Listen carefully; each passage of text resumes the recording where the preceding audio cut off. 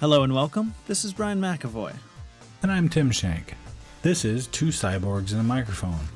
What are you drinking today, Brian? I am having lemonade from a Two Cyborgs and a Microphone coffee mug. Lemonade in a coffee cup? Is that what I heard you say? Nah. Well, I'm definitely not drinking lemonade out of a coffee cup because that's just wrong. But I'm having my usual gin and lemon juice. This week, Tim and I were interviewed by Korean Broadcasting Systems about the chip implants that we have. They had stopped in Minneapolis on their way to Wisconsin to talk to Three Square Market about the implants they were giving their employees. And one of the things that comes up often in these conversations is around how do people perceive biohacking? How do people react to the fact that we have implants, that we're actually cyborgs? I get three types of reactions myself. Only three. There is the look of disgust, which people just can't imagine what it is. And they look at you like you've done something dreadfully wrong. Then there's people who just kind of look at you blank. They don't really want to think about it. And then there's people who are actually interested. Those people, rarely do I see people real actively excited about it, but they're definitely interested and they don't seem to have a problem with it. How about you, Brian? I've seen pretty much the same thing, except I broke it down a little bit further. So the first kind of people, they're just kind of curious about it. They're like, oh, hey, that's cool. Can I touch it? And they just have this kind of passing curiosity. There are some people who are genuinely interested. They want to know what it does, they want to know how I use it, and they want to know how it's affected my life. And then there's the most extreme where people hear about this, they go, oh my gosh, where has this been all my life? And they want to get involved. They want to talk to other people who have this done. They want to do it themselves, and they are just psyched. Now, on the other side, there's people who are fearful.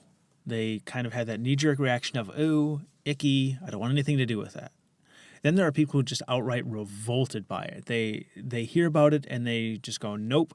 They stop the conversation as politely as possible because Minnesota, they're polite even when they're disgusted. And then there's people who are actively opposed to it. These people think it should be taken out. They think it's evil. They think it's just wrong.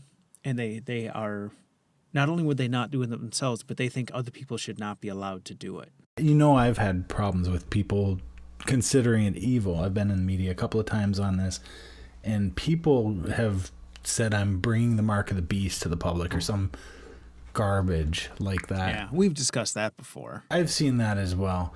For the most part, the reactions I get are of like deer in the headlights. They just don't know what it is they're witnessing. Or polite, no, I don't like it, you know? That's Minnesota for you. But, you know, there's been some real strong reactions to human augmentation. I mean, you can look at Google Glass. Find any number of people who were attacked for wearing Google Glass. And that's a similar thing. It's not a built-in augmentation. It's not under the skin or anything like that. People can have a strong reaction. And I think a lot of that's around privacy. Sure. I mean, nobody likes the idea of Big Brother looking over their shoulder. If you're in a public place, you have no right to privacy. If you want privacy, go somewhere private. I actually talked to somebody in the UK. He lived in London, and I asked him, like, how do you feel about all the security over there? Because their security there are very few street corners that cannot be seen by cameras. And he said he liked it.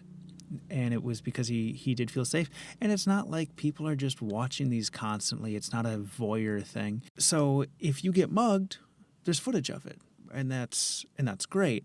If you slip on the ice, chances are nobody's going to see your spill. No one's going to laugh at you. And for the most part, nobody cares what you're doing. If you think people care what you're doing, you have a pretty high opinion of yourself, in my opinion. Well, I do.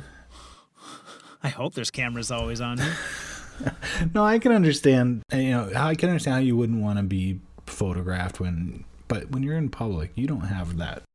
I don't think that's the reaction that I get from talking about my implants. People aren't worried about them being monitored or tracked. One of their main concerns is how do I deal with being monitored and tracked? And then I have to go through this whole conversation to train them that I'm not being monitored and tracked. If people hear, oh, you have a chip inside you, it must do this, because that's what I've been told it does. And it doesn't. No. In fact, if you could make a GPS tracking chip, you'd be pretty rich, because there are kids who get kidnapped and parents who would like to be able to protect them from being kidnapped, and only the parents would have access to that. As of right now, we can't make that. And as a matter of fact, one of the things that I always tell people is your phone in your pocket is doing way more to track you than my little chip is doing to track me. I've actually heard of like apps and programs where you can download it and find out a pretty good idea of what Facebook knows about you. Interesting. As far as human augmentation, people have differing reactions. If I were to quantify it or gauge it, I would say that it's a more negative reaction than positive. Here's what I did to kind of research this. I did some searches on Google and Bing just to see what kind of stuff was out there. For example, I did a search for the phrase biohack and love in the same page. Google returned 1,350,000 results, and Bing returned over 8 million results. So then to turn it around, I searched for biohack hate. On Google, I got 315,000, significantly less, but on Bing, I got 26 million. So that was huge. I guess that kind of lends some credence to your idea of people generally being opposed to it.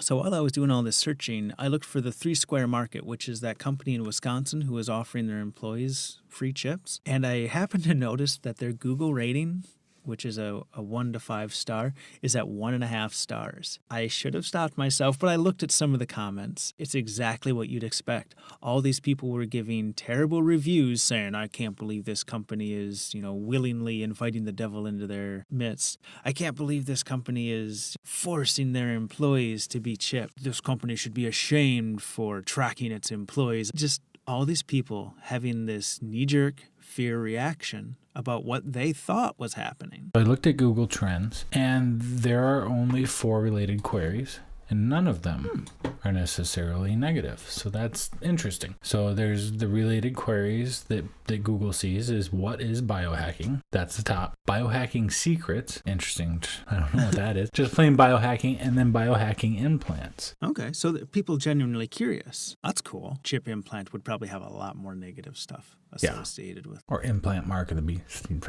yeah. That's what people think. Lots of that. That's what people think of it, and I don't get it.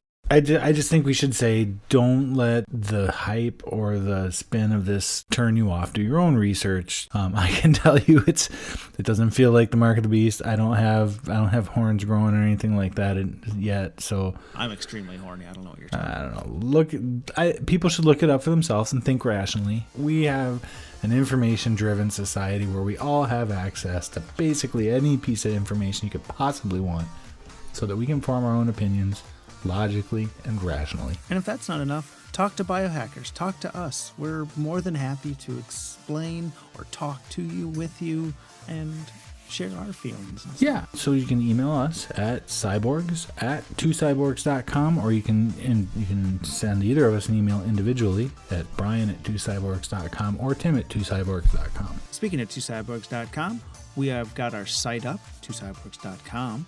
You can check out our store and get the hooded sweatshirts, you can get coffee mugs, and you can support our podcast. This is Brian McAvoy, and I'm drinking from one of those mugs right now. Lemonade. And this is Tim Shank. You have been listening to Two Cyborgs and a Microphone, brought to you by 2 cyborgs who, coincidentally, do have microphones. Like, follow, share, +1, and don't forget to subscribe on any of the popular podcast services, including Google Play Music, iTunes, and Stitcher. Help us move up the podcast ladder by subscribing and commenting on iTunes. And now we're on Twitter at 2 cyborgs. We should talk about Patreon, because we really do need your support.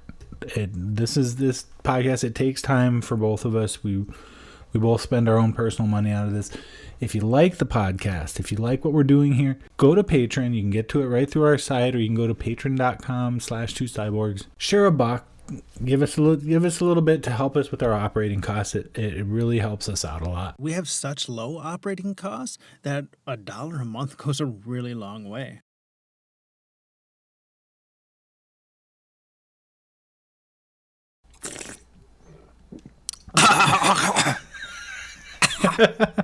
What the hell?